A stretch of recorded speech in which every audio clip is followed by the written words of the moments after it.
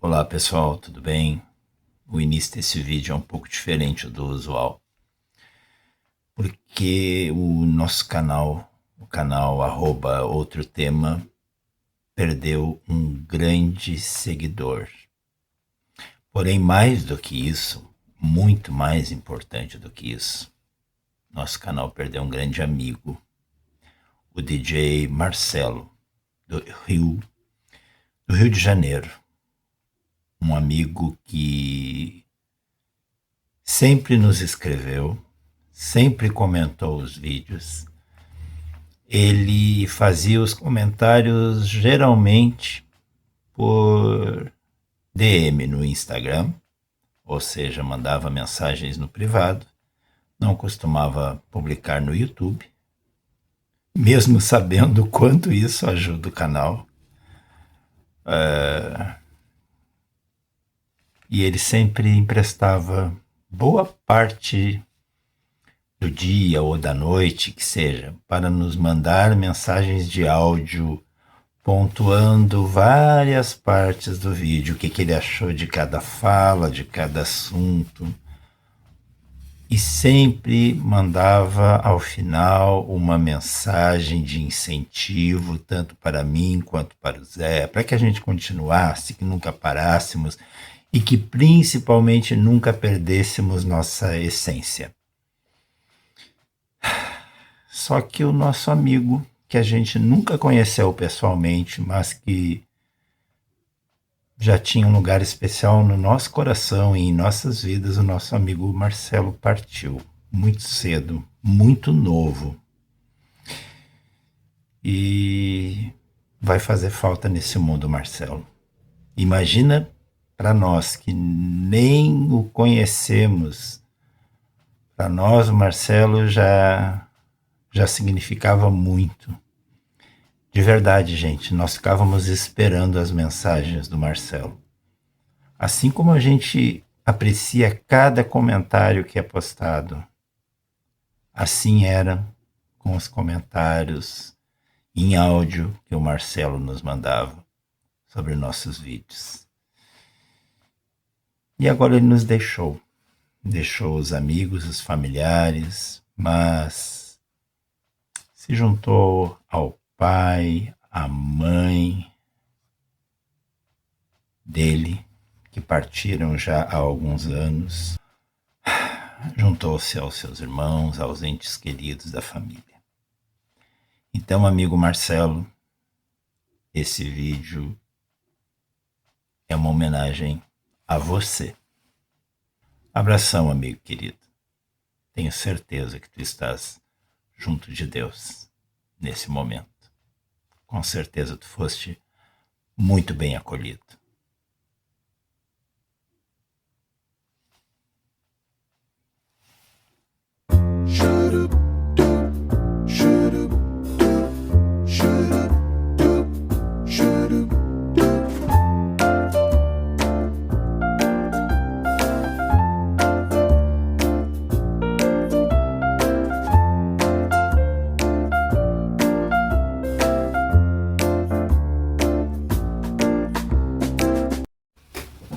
Olá pessoal, tudo bem? Como vocês estão? Olha quem está aqui hoje.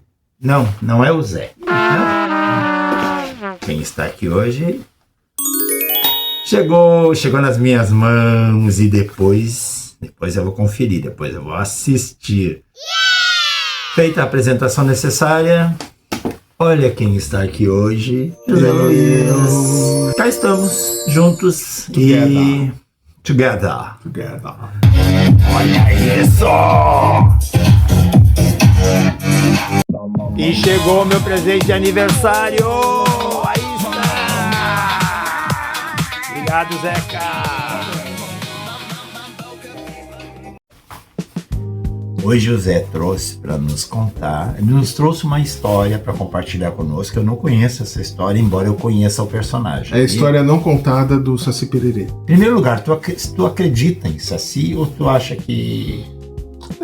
Pra mim é uma coisa de folclore, né? Aqui da nossa região, né? Acreditar, não sei, eu acho que não. Sabe que tem um canal na internet que eu gosto muito, que se chama Universo Inexplicável. Já conhece esse canal? Conheço o Sete Além também. Isso. E no Universo Inexplicável tem um vídeo de uma câmera de segurança que supostamente gravou um saci brincando com uns cavalos no curral. E a gente vê realmente algo assim pulando, como se imagina que é o saci. Sim. É verdade, se não é verdade a gente não sabe, porque hoje em dia com a possibilidade de fazer tudo por IA.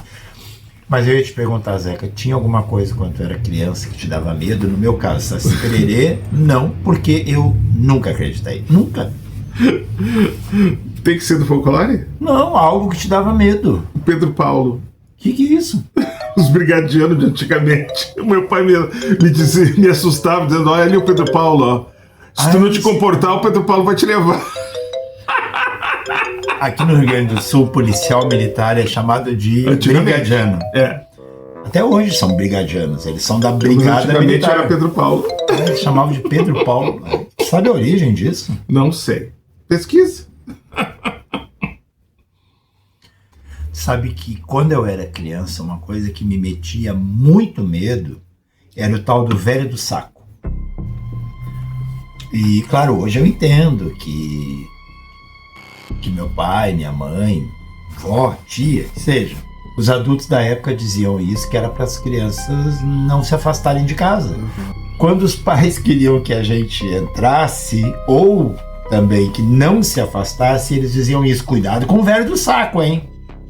Porque o velho do saco supostamente era uma pessoa idosa, que carregava um saco nas costas, e esse saco ele usava para colocar as crianças ali dentro e dar um fim nessas crianças, levar embora. Sabe que depois eu fui descobrir que existe um filme sobre o velho do saco? Tão ruim. Um filme que seria de terror, algo assim. Terror é tu olhar esse filme. Terror é perder tempo. O filme é muito ruim. Outra coisa que me tinha medo, o que era? Eu tinha medo de quase tudo. Eu era uma criança... Não sei se era uma criança medrosa. Eu era uma criança crédula. Com exceção do Saci, que eu não acreditava, eu acreditava em tudo. Eu acreditava em lobisomem, no velho do saco, bruxa. Eu acreditava em tudo que eu via. Tudo que eu via e eu via. Então, era muito crédulo. Muito crédulo, muito inocente. Eu uma vez caí num chafariz lá em Tramandaí. O que tu fez, criatura? Tu achou que era o quê? Um golfinho? Não, detalhe é que eu não me atirei. Eu tava inclinado no chafariz, olhando os peixinhos. E de repente, tuf! Eu não sei se eu perdi o equilíbrio e caí ou alguém me empurrou. Eu só sei que a mãe tinha me arrumado todo pra gente jantar. E aí eu caí, fiquei todo molhado. O pai me pegou, me levou de volta pra mãe. Eu voltei pra casa chorando porque eu tava todo molhado. A mãe teve que me dar outro banho, botar outra roupa. E o pai brabo ainda, né? Bravo porque tu caiu. Bravo porque eu caí e me molhei todo. Né? Esse rapaz boca aberta. Deixa eu fechar a porta que tá dando frio ali. Aí os medos. Meu maior medo supremo, nenhum era maior que esse quando eu era criança, era lobisomem. Eu realmente acreditava. E ainda mais porque existia aqui na minha rua, quando a gente era criança, existia um boato de que um vizinho nosso se transformava em lobisomem. Os pais diziam isso, as crianças maiores reproduziam para as menores e era um clima tenso sempre que tinha lua cheia. Ninguém brincava na rua à noite, na noite de lua cheia. Porque aqui na minha rua a gente brincava à noite. Os pais sentavam à frente da casa para cuidar das crianças, para conversar uns com os outros, a gente ficava brincando. Noite de lua cheia, todo mundo se recolhia. Porque as pessoas acreditavam que esse vizinho era um lobisomem. Vai saber, né? Eu nunca vi. Não é possível que não tenha nenhum medo de infância. Isso é porque tu morou a vida toda em apartamento? E aí não tem esses medos? Não sei, Paulo. Talvez o medo de escuro, alguma coisa assim. Algum medo, coisa... eu me lembro de filme. Eu me lembro que eu vi um filme em preto e branco que me deixou apavorado. É O Cérebro de $1 Milhão. Não conheci. É um cientista que se envolveu num acidente de carro com a namorada e ele tinha desenvolvido uma técnica de salvar somente a cabeça da pessoa. E ele salvou a cabeça da namorada e era uma coisa muito aterrorizante. Eu nunca consegui ver aquele filme até o fim. E então ele colocou um monte de tubo na cabeça e a cabeça sobreviveu. Eu vi esse filme. E ela desenvolveu poderes. E ela desenvolveu poderes e ela matou todo mundo que tinha na casa. Eu fiquei apavorado com aquele filme. Esse filme, ele é realmente pesado até para os dias atuais. Ele foi muito bem feito. A trama muito bem contada. Sim. Eu nunca mais achei aquele filme.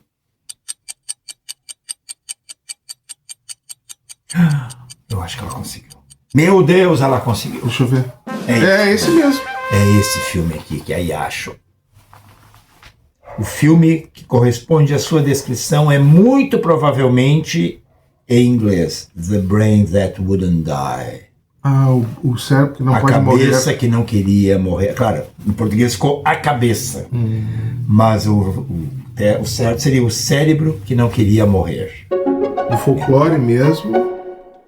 Eu não me lembro de ter. Então, tá aí uma coisa, né? Será então que as pessoas que cresceram em apartamento, que não viveram em casa, será que elas têm menos medos ou outros medos? De repente os medos de quem mora em apartamento é medo de ficar preso em elevador. Talvez. Ficar sem luz. Lembrei de uma coisa, eu tinha um amigo. Lembrei de um medo de quem mora em apartamento. Lembrei, quando eu era criança, era o máximo, porque eu tinha um amigo que morava num edifício que tinha elevador. Então, os pais dele tinham que sempre estar de olho, porque a gente achava que elevador era brinquedo. Então, a gente queria entrar no elevador para subir, para descer, aquelas coisas assim. E ele tinha um medo, que era o pai e a mãe disseram, hoje eu sei que não existia isso, que ele não podia sair no corredor sozinho, porque no escuro do corredor se escondia, uma. Aí, vai entrar umas coisas que para nossa época agora a gente vai dizer, nossa, tá tudo errado com essa educação, cheia de preconceitos e tudo.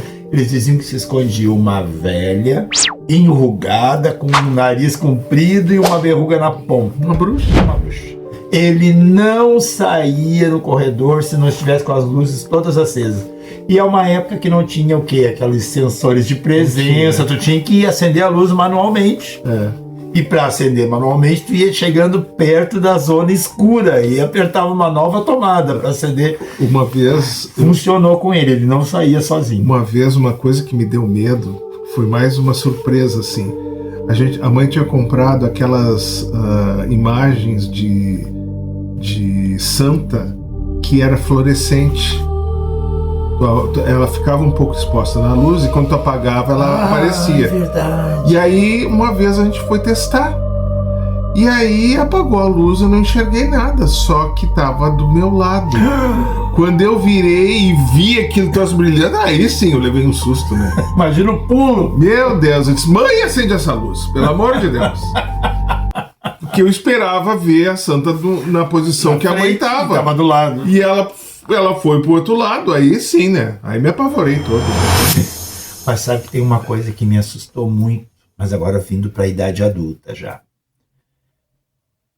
Nem sei se cabe falar aqui, eu vou falar. Se tu achar que não cabe, o Zé vai me avisar pra editar e cortar.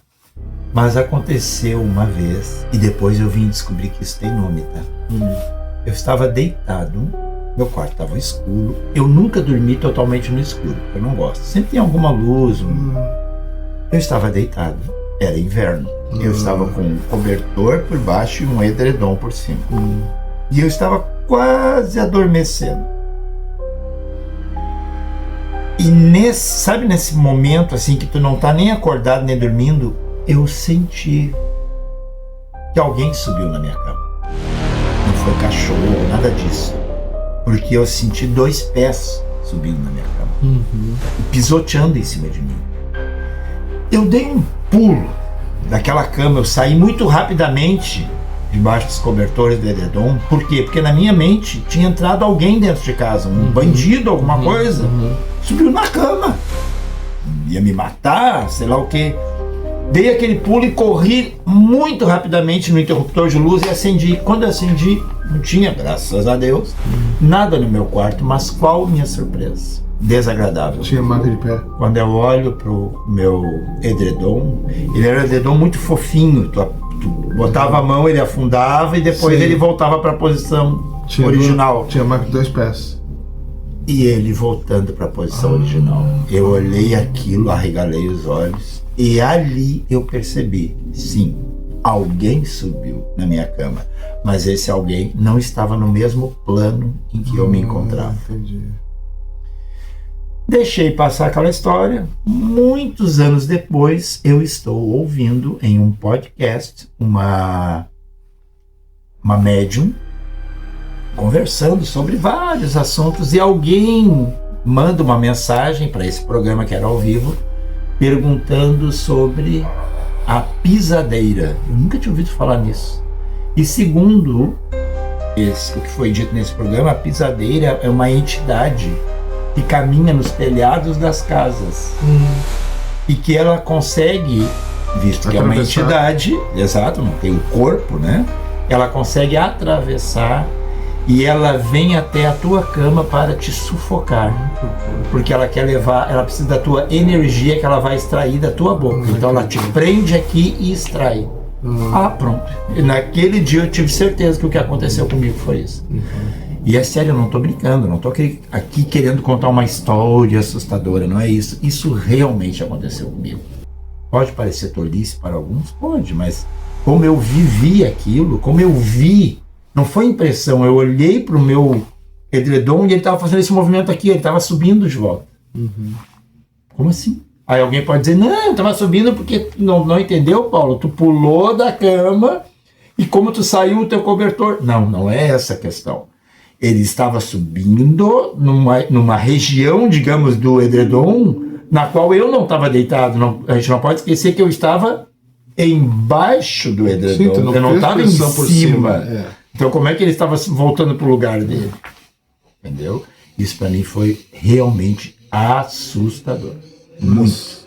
Tu sabe que comigo aconteceu uma coisa, não foi parecida com a tua, mas foi uma coisa que no momento me deu um choque, assim, um medo. Eu estava dirigindo, eu não me lembro, era de noite. Eu não sei se eu estava voltando da praia, eu estava voltando daqui, da tua casa. E tava assim, dirigindo, né? Daqui a pouquinho eu ouço do lado do motorista falarem o meu nome. José Luiz. Nossa, sério, me arrepiou todo. Aí, meu Deus, eu tô todo arrepiado, não é possível. Eu me lembro que eu tava dirigindo, eu fiz assim. Credo, eu acredito muito nisso. E me deu um medo na hora assim. Aí eu, bom, né? Foi só aquele momento. Mas direitinho eu ouvi José Luiz. Isso de ouvir meu nome, isso já me aconteceu várias vezes. Agora, dias atrás, eu lembro que eu estava onde eu estava? Agora me deu um branco. Estava aqui na sala de casa, estava tirando pó do móvel.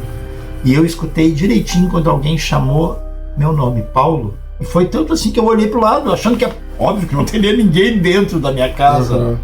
Mas como se a pessoa estivesse ali, ao meu lado, porque foi muito claro. Paulo, e quando eu olhei, óbvio, não tinha ninguém. Aí eu fiz o quê? Abri a porta, olhei para ver se era alguém me chamando na rua. Não tinha ninguém. E algumas pessoas, claro, aqui entra no terreno do achismo, da suposição, do fantástico. Eu já ouvi algumas pessoas em diversos vídeos de TV, de YouTube, de tudo, dizerem que quando alguém chama o teu nome, tu não deve responder.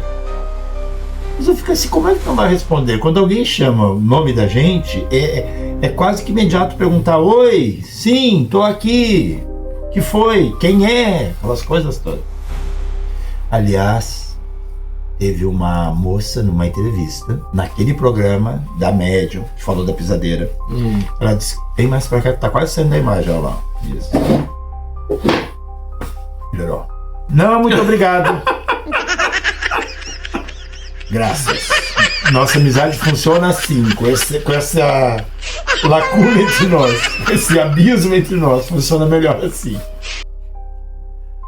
E ela conta que essa moça, naquele programa, então, da pisadeira, ela conta que uma vez estava em casa, ela morava com o marido e os filhos, era isso. E no mesmo terreno, mas numa outra casa, morava a avó dela. E numa noite em que ela estava sozinha em casa com as crianças, o marido não estava, ela escuta o nome dela, vamos chamá-la aqui de Teresa. E ela escuta então, Teresa, na porta. E ela diz, oi. Quando ela diz oi, essa voz diz, abre aqui para mim. E ela perguntou, quem é? E a voz não dizia nome algum. Não dizia nem assim, é a tua mãe, é a tua avó, é a tua tia, era uma voz feminina. A voz apenas repetia, abre aqui para mim. E ela achou aquilo muito estranho. E eu julgo que ela fez certo. Ela não começou a perguntar, é tu mãe? É tu vó? Porque a voz repetiria o quê? Sim, sou eu, diria é. E ela continuou perguntando, mas quem é? Essa voz nunca respondeu. Ela disse que começou a rezar, porque ela ficou muito assustada, começou a rezar. E à medida que ela rezava, segundo ela, a voz parou. Só que no outro dia, ela não esqueceu o que aconteceu. No outro dia, ela sai, porque durante a noite ela não teve coragem de fazer isso, e acho que ela teve bom senso, até porque poderia ser um assalto, não precisa ser sobrenatural, pode ser bem humana a coisa, né? Ela sai e ela vê que exatamente na mesma porta na qual ela ouviu o nome dela sendo chamado, mas nessa porta para o lado de fora tinha a marca de 2 mãos. Só que ela disse que o que diferenciava é que não pareciam ser do tamanho de mãos humanas. As mãos eram muito grandes. 5 dedos, porém muito maiores do que o normal. Nunca soube o que era isso. Foi uma única vez que aconteceu. Ela não procurou esclarecimento, mas trouxe essa história. E Paulo, me diz uma coisa, tu nunca sentiu assim um odor diferente na tua casa? Que tu não sabe de onde que veio? Isso, não é do ambiente. Tu não consegue identificar a fonte. Eu uma vez senti, e não era dia de faxina nem nada, um cheiro, parecia ser de alfazema. E era numa área da minha casa assim que eu tentei identificar a fonte e não consegui. Era numa parte da minha casa que dá acesso a todos os cômodos. E tu morava sozinho ou morava com uma família? Eu morava sozinho, já tinha todo mundo falecido. Não, por isso faço essa pergunta, isso. E era um cheiro muito bom, assim, sabe? E durou aqui uns 10 minutos, assim, sabe? Eu fiquei impressionado. Tentei ver se vinha da cozinha, se vinha de outro cômodo, mas não, era um cheiro concentrado num lugar só. Era um corredor lá que tinha, coincidentemente, as fotos das pessoas que eu tinha feito a passagem já. Pessoas muito ligadas a ti, né? Isso. Acho que pessoas que ligadas à área do espiritismo disseram que eu provavelmente recebi a visita de um deles, alguma coisa, né? Sabe que muito parecido com essa tua história, já acabou? Já. Muito parecido com essa tua história, foi logo que a minha tia faleceu. Foi logo em seguida, tipo, depois de 4, 5 dias, eu estava no jardim, lá na parte da frente, e comecei a sentir um cheiro de flor também.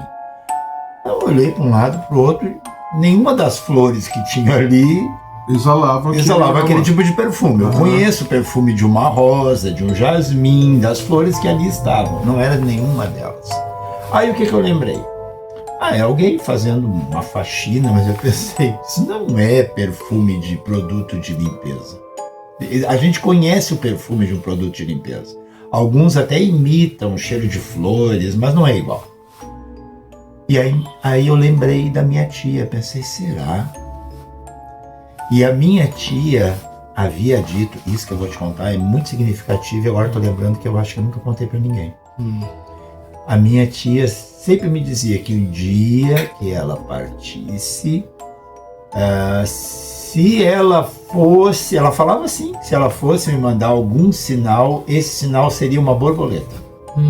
Mas ela brincava dizendo assim, vai ser uma borboleta, mas não uma borboleta preta, porque eu não gosto de borboleta preta. Ela não gostava de borboleta preta. Ela gostava das brancas, das amarelas, das laranjas, né, das borboletas cor de laranja, mas não pretas. Ok.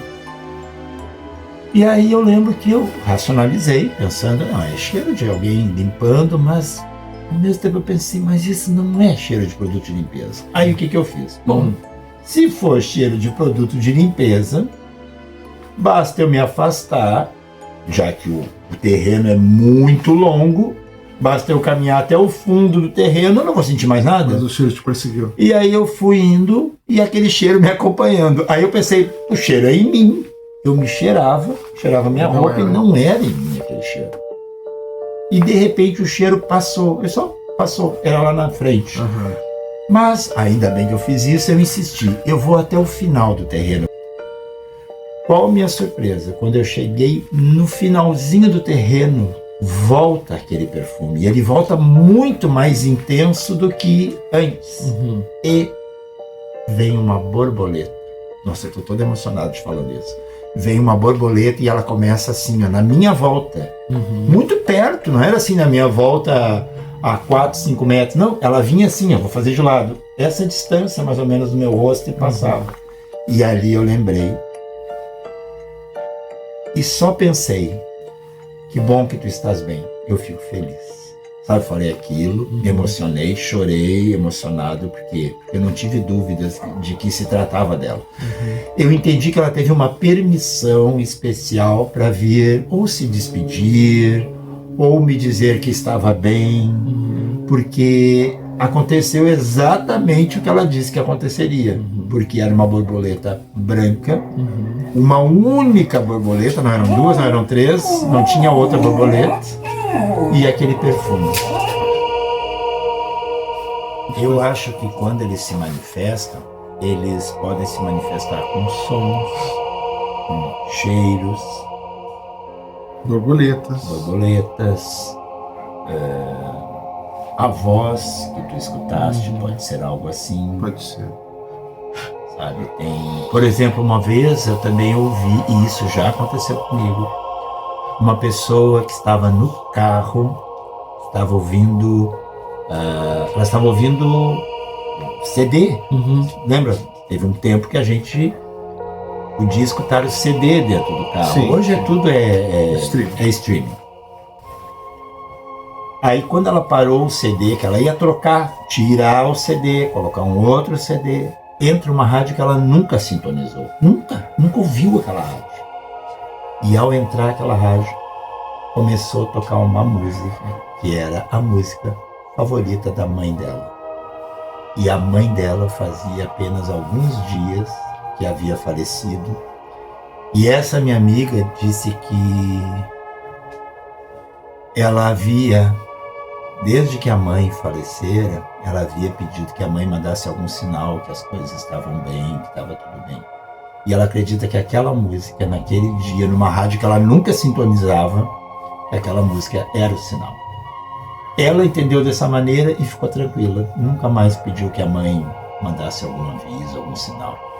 Eu, particularmente, cada um faz aquilo que acha correto, eu, particularmente, não acho muito certo ficar pedindo que alguém que já partiu te mande um sinal. Eu acho que isso, de alguma maneira, atrapalha, incomoda. Não é o certo a fazer. Deixa que aquele teu ente querido, quando ganhar uma permissão, quando tiver condições, te mande de alguma maneira esse aviso através de um sonho, através de um perfume como esse que a gente sentiu, através de uma borboleta.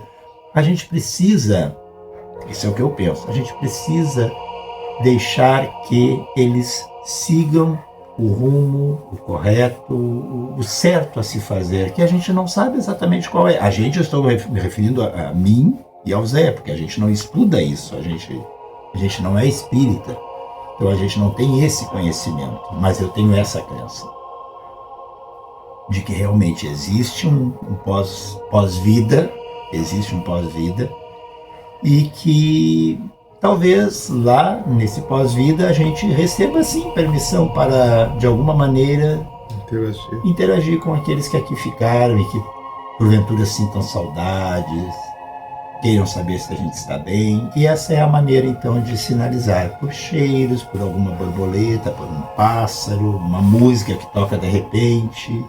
É isso.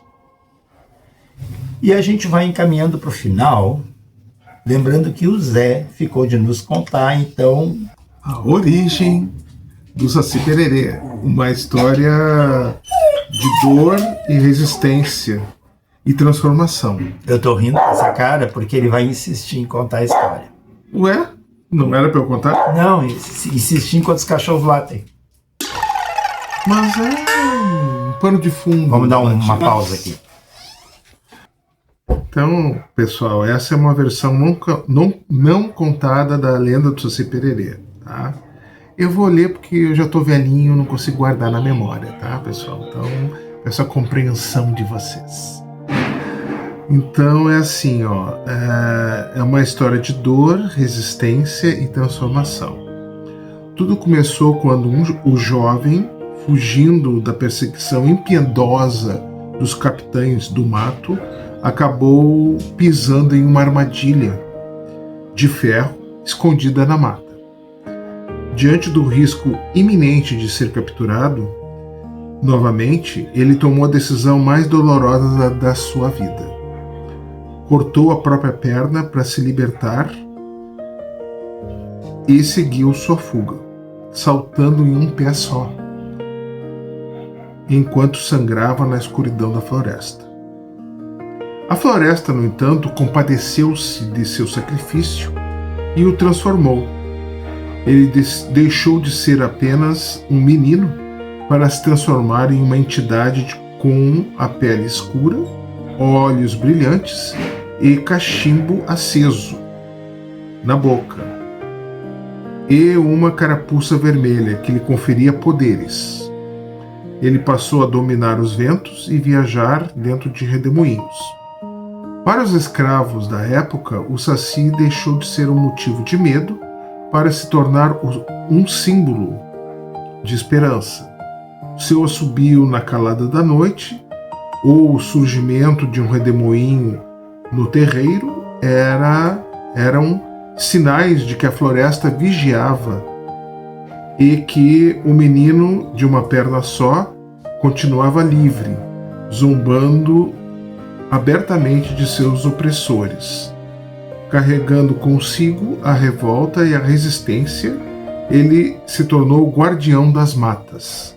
O Saci passou a assombrar as noites das fazendas como forma de vingança contra os senhores de engenho e os capitães do mato. Suas travessuras tornaram-se o seu arsenal. Ele abria as porteiras para libertar animais, trançava as crinas dos cavalos, escondia chicotes dos feitores, azedava o leite e apagava o fogo da casa grande.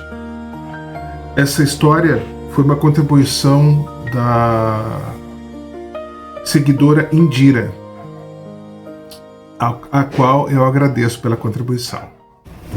Bom, pessoal, depois da gente ouvir, então, contado pelo Zé, a história do Saci Pererê, tem muitos detalhes que eu não conhecia. A gente vai encerrando por aqui, mas A gente vai encerrando por aqui, mas não sem antes dizer que... Mas não sem antes chamar a atenção de vocês que hoje a gente não comeu durante o vídeo. O que está acontecendo? E a gente não faz ideia se vai comer. Aliás, a gente vai comer alguma coisa para tomar um café, né? Depois, né? Só que a gente não faz ideia de que pela primeira vez a comida não foi o item mais importante. E eu não passei mastigando o tempo todo. Exato. Isso aí. Então, muito obrigado por vir até aqui com a gente. Até o próximo final de semana e tchau, tchau. Tchau. Bom, pessoal, depois da gente ouvir, então, contado pelo Zé, a história do Saci Pererê, e tem muitos detalhes que eu não conhecia, A gente vai encerrando por aqui, mas sem... Não. A gente vai encerrando por aqui, mas não sem antes dizer que...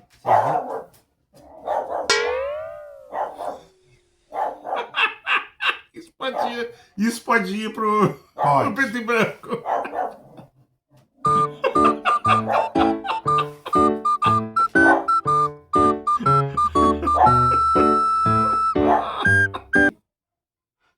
E a gente não faz ideia se vai comer. Aliás, a gente vai comer alguma coisa para tomar um café, né? Depois, né? Só que a gente não faz ideia do que, pela primeira vez, a comida não foi o item Não mais foi. importante. E eu não passei mastigando o tempo todo. Exato. Os bastidores não. Ninguém aqui de ferro. ninguém está se propondo a passar fome aqui, né? Mas então, sobre latidas de cachorro, Anjinhos. meus anjinhos,